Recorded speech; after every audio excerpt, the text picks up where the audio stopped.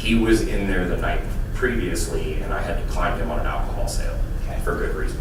So the way you're able to remember that it was actually the night before the crash occurred was because... We saw the article the next day on Facebook, and she pointed it out. Okay. So that concerned you that the night before the date of this crash, you'd seen him in there, is that right? When he was in there, was Ms. Campbell with him? Yes. Okay. When he came in there that night, about what time would you say that he came in there? Just before midnight when we were closing out alcohol sales. Okay. So when it's midnight, can you sell alcohol? As soon as it hits midnight on the computer, there's what's called a blue line restriction on most POS systems. In the state of Texas, TABC cuts it off. Some will let you ring it up. You definitely shouldn't, but ours is not supposed to. For me personally, because I'm TABC certified, I will never make a sale after the designated hours, and I have no marks against me on my TABC certification.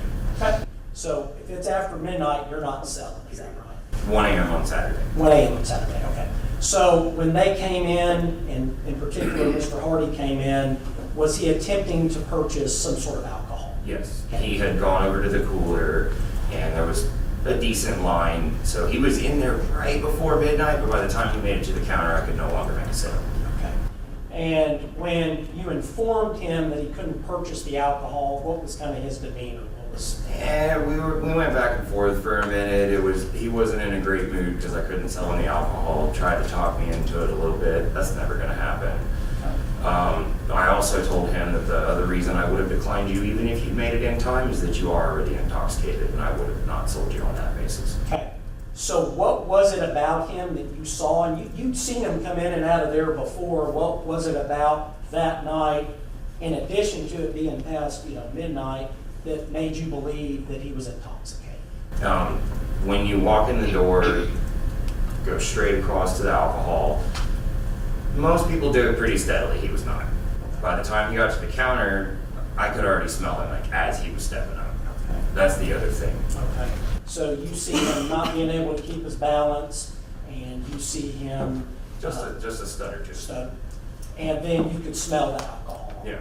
So with that, you did not want to, even outside of the time, you did not want to sell alcohol. No, I would not have. It wouldn't have mattered if it was 10 o'clock. Okay. All right. And again, you said that this was called into the tip line, and I believe eventually a detective contacted you and you talked with him about this. Is that right?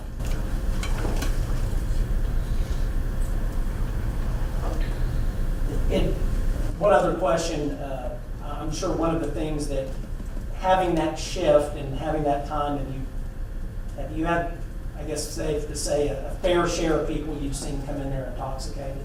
Absolutely. Okay. And I've worked at multiple gas stations, so Okay. it's a regular thing. All right. So frankly, when you kind of know it when you see it, if you will. Absolutely. All right. No further questions.